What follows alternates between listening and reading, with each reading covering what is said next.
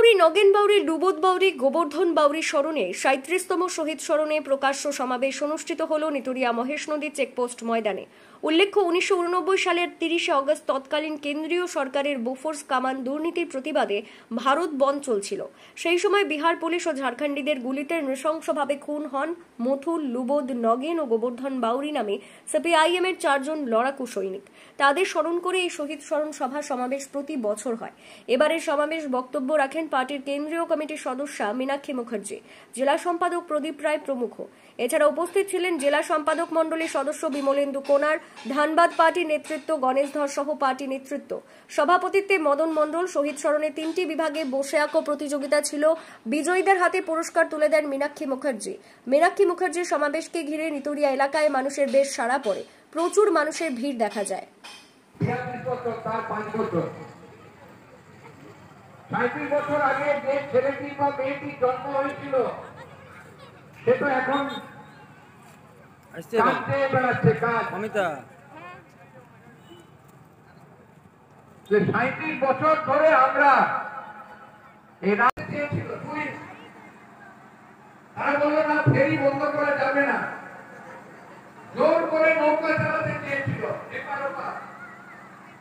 কিন্তু এই নিতুড়িয়া এলাকার মানুষ তাদের এখান থেকে ঝাড়খণ্ডের বর্ডারে যাওয়ার অন্যতম রাস্তা হচ্ছে ফেরিঘাট। বাস চলছে না, মধুমুটা থেকে ট্রেন চলছে না। পশ্চিমবঙ্গে গোটা দেশে চারের ফর্ম ফিল আপ করে গায়ের বেকার ছেলে মেয়েদের জন্য কাজের দাবি ছিল, বলেছেন কমরেড প্রদীপ রায়, আমাদের জেলা সম্পাদক, রাজ্যের নেতা বাসুদেব আচার্যরা ছিল 9 নম্বরের সাংসদ।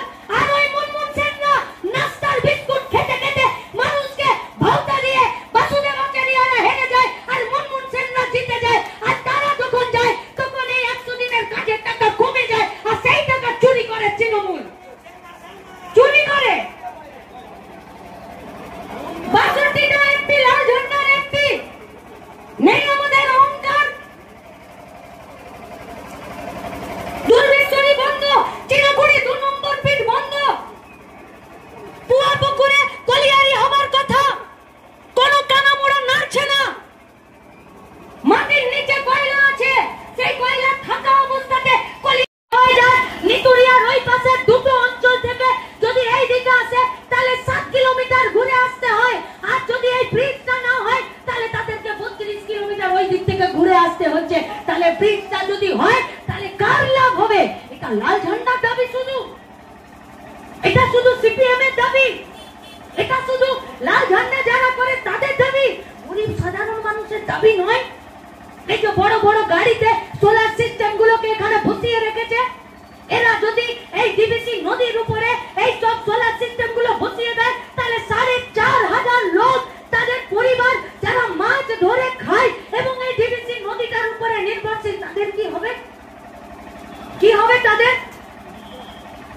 পুয়াপুরের এই কলিয়ারিটা যদি চালু না হয়, এর মাটির তলার কয়লা যা ভারতের সম্পদ, আপনার সম্পদ, আমার সম্পদ, কলিয়ারিটা খুললে সেখানে কয়েকজন চাকরি করবে, তার বেলা नहीं।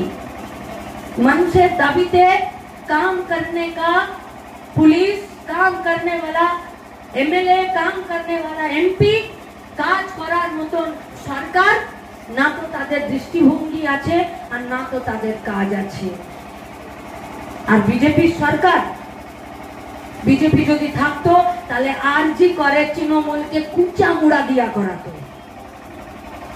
বিজেপি যদি থাকতো তাহলে পরিযায়ী শ্রমিকদেরকে বাইরের রাজ্যে বাংলা ভাষায় কথা বলার জন্য পিটিয়ে পিটিয়ে মারতো না।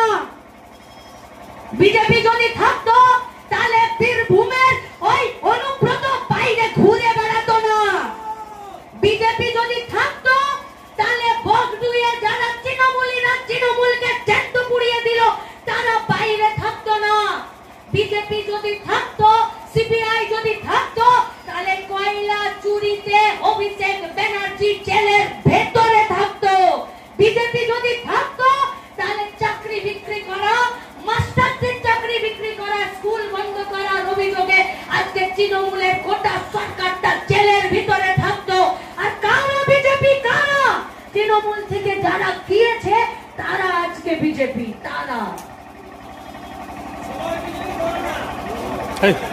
ব্যাংকের লোন নিয়ে মানুষ গাড়ি বাড়ি করে, ফ্যাক্টরি করে, জিনিসপত্র কেনে, আর ব্যাংকের কিস্তি যদি শোধ না করতে পারে তাহলে একবার দেখবে, দুবার দেখবে, তিনবার নোটিশ পাঠাবে, আর ব্যাংকের লোনে যে গাড়িটা কিনেছে সেই গাড়িটা টেনে হড়হড় করে নিয়ে চলে যাবে।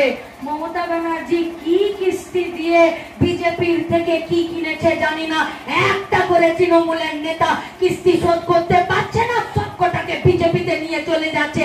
আর ভেড়া ছাগল গরুর মতন আজকে এই হাটে কালকে ওই হাটে থাকছে। বিজেপির কি অর্থনৈতিক নীতি? যা